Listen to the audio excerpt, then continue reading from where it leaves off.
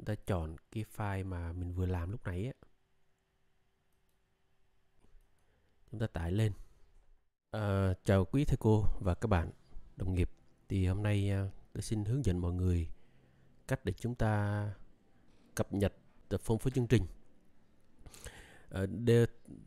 Trong hôm này thì chúng ta sử dụng cái Edmat 4.0 so với năm học trước là Edmat 3.0 á.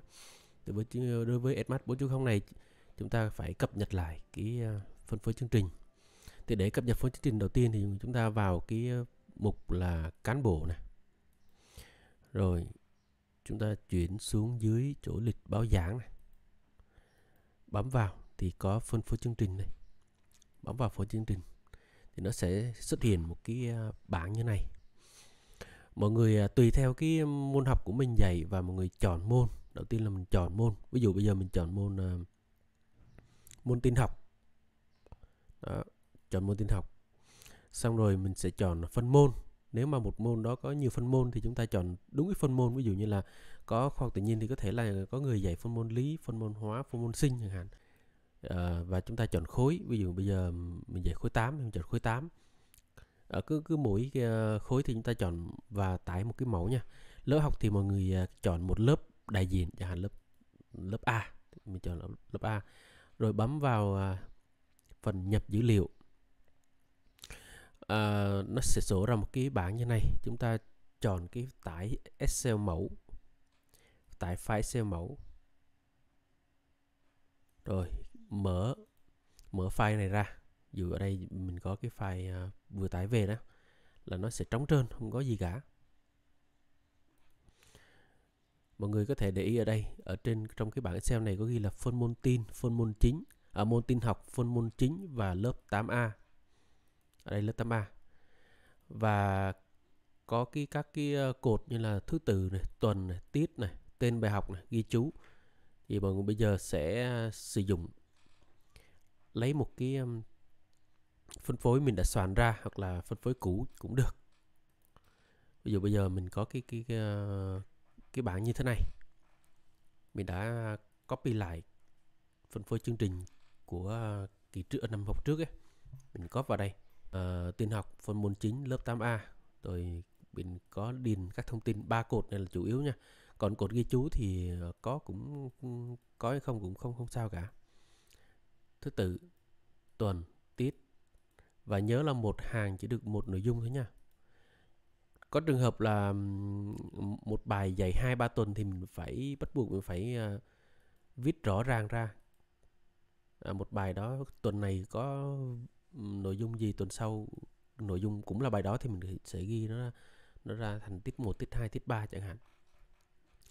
Rồi sau khi mà viết xong rồi, điền xong thông tin rồi, mọi người nếu mà nhanh có thể copy lại cũng được, dán vào. Rồi chúng ta lại quay lại cái phần mục nhập Excel này.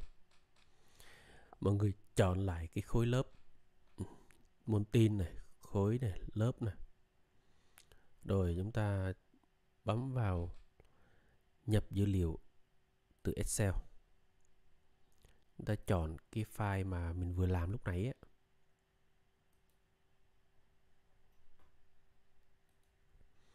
Chọn file mình vừa làm lúc nãy.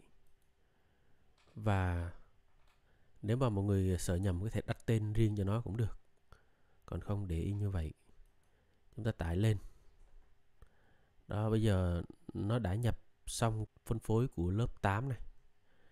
Lúc nãy mình mới chọn lớp 8A thôi. Bây giờ mình muốn áp dụng cho nhiều lớp thì mọi người bấm vào áp dụng nhiều lớp. Rồi bấm vào toàn khối 8 và lưu lại. Rồi tương tự như vậy, bây giờ trường hợp mà mình dạy tin học 9 thì mình cũng chọn lại cái khối lớp 9. Và cũng để một lớp thôi, một lớp đại diện thôi. Xong rồi mình sẽ bấm tải file mẫu về. Mình lại tiếp tục nhập cái nội dung phân phối chương trình vào trong cái file mình vừa tải về đó. Rồi sau đó mình mới up lên. Đó, bây giờ mình up lên nè. Mình đã làm sẵn một cái file cho tin học lớp 9 rồi. Up lên. Xong rồi mình bấm tải lên. Tải lên rồi, bây giờ đây nó đã nhận. Và mình bấm áp dụng cho nhiều lớp. bấm lưu lại.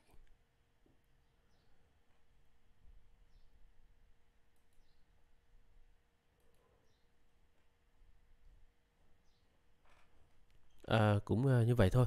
Nếu mà mọi người lưu là phải chọn đúng cái lớp nha. Nếu mà mình chọn tất cả thì khi mà nhập lên thì nó sẽ bị báo lỗi nhá, không có nhận. Hoặc là phân môn sai cũng không nhận này. Hoặc là không chọn đúng khối lớp mình nhập file nó cũng không nhận nha.